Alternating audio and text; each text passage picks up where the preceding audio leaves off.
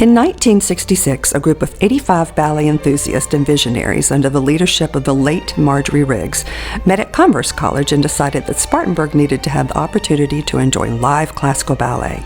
They began working as a group to create a charter named the Ballet Guild of Spartanburg, known today as Ballet Spartanburg. During the first year, local ballet schools from Asheville, North Carolina, Greenville, and Spartanburg performed in the first ballet festival presented by the Spartanburg Ballet Company. Over the course of the next 25 years, nationally recognized ballet companies such as the Washington Ballet, Houston Ballet, the Miami City Ballet, Pittsburgh Ballet Theater, and the Royal Winnipeg Ballet Company performed in Spartanburg. In the late 80s, Ballet Spartanburg president, the late Carolyn Pennell, heard about a young couple living in North Carolina who taught ballet at a dance studio. Board members visited to observe Pam and Carlos Aguadelo teaching. Tom Jennings served as a trustee on the ballet board at the time of the search of the artistic director. Ballet Spartanburg hired Carlos Aguadelo in 1991 as its artistic director to improve the quality of dance and to expand outreach programs. It has truly been a remarkable journey. He has instructed so many of our students and brought the world of dance to our schools and outlying areas. He has brought our small student-based ballet program to a professional company. He has certainly made an imprint in the community by illustrating the beauty of dance and movement. Carlos began teaching in the studio as well as directing and choreographing new ballets. His love of teaching was evident as students grew not only as dancers in skill and technique, but also as young adults using the life skills he embedded in each lesson. One of those students he taught was McGee Maddox, a former principal dancer with the National Ballet of Canada, as well as a performer in American in Paris and Cats, the Broadway musical. My time with Carlos proved to be one of the most valuable experiences in my life, and it certainly led a path to my life's trajectory, and I pretty much owe my career to that man.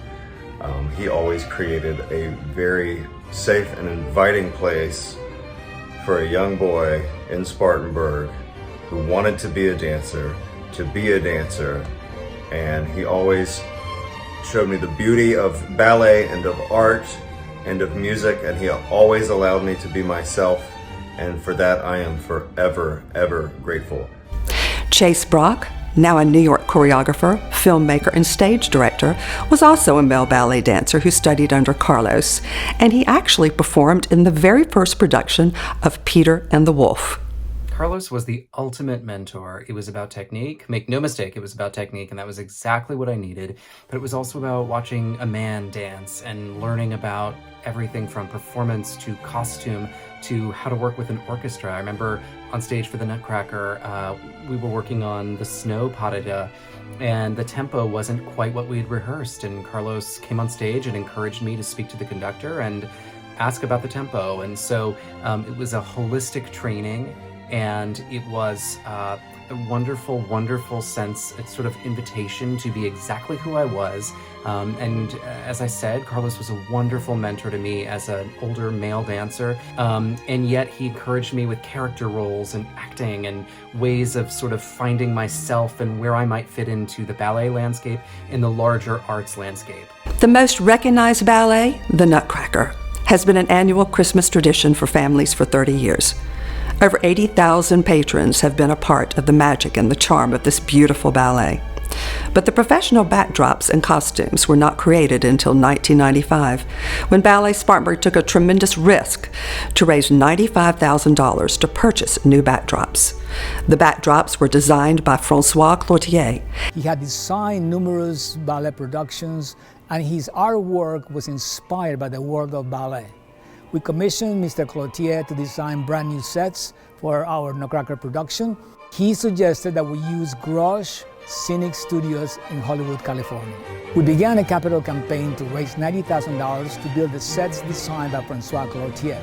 Ray Easterling through the Milliken Foundation, Tyndall Corporation, and generous individuals were instrumental in helping us achieve this goal. In 2004, Carlos read about a wonderful partnership between the Brooklyn Parkinson's Group and the Mark Morris Dance Company.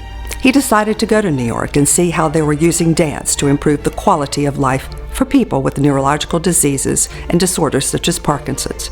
Inspired, he became the only person certified in South Carolina today to teach the Mark Morris method, and he started the first dance company in the state of South Carolina for individuals with Parkinson's. I have had Parkinson's since 2003. I am a Parky person. We gather every week at the Chapman Center to dance, and it is all due to one man, Carlos Agudelo, who began such classes in 2004. Every week we have fun, we have lunch, we have dance, we have exercise. So now we are not just Parky people, we are dancers, and it's all thanks to Carlos Agudelo. Carlos's vision to collaborate with various organizations has been a real gift. He would collaborate with visual artists, choreographers, musicians, anybody that was willing to collaborate with him, he would with them. And that particular collaboration has shown itself in the educational series for Peter and the Wolf that goes to our 4th grade down through kindergarten throughout the county, and it also appears in Dance Synergy when we collaborate with the hospital and other organizations, and he's truly been a cultural gemstone for our community. So Carlos had a dream when he found out the cost of dancers that were coming to join the troupe to perform. He had a dream to create a full-time resident company in Spartanburg. So he reached out and got dancers from as far away as Taiwan, Cuba, France, Canada, Utah, New York, and Atlanta. And this company helps him with both his mentoring, his outreach in the community, and also with his performances, obviously. And our company is the only residential company in the state of South Carolina, and that's something we should all be proud of.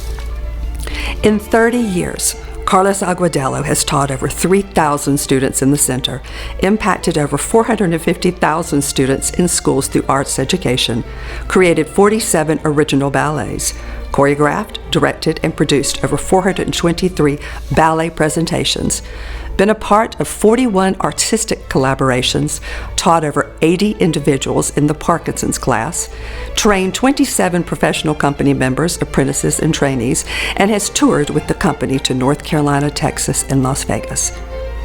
This does not include the unmeasured hours of research of music for his stories that he tells through his ballets, the selfless hours to teach and expand the reach and the needs of our community, to create programming to help heal the soul, the spirit, the body, and the heart through dance.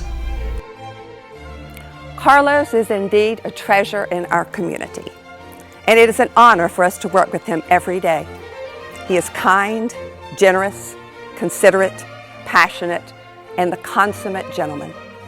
And what we have learned with working with Carlos every day is that life is certainly a blessing, and that is how he looks at every day. Life is a blessing. So please join us tonight in the lobby as we partake in a little bubbly and a little chocolate, two of Carlos's favorite things after a successful evening, to toast a man we all dearly love, cherish, and honor, Carlos Agudelo.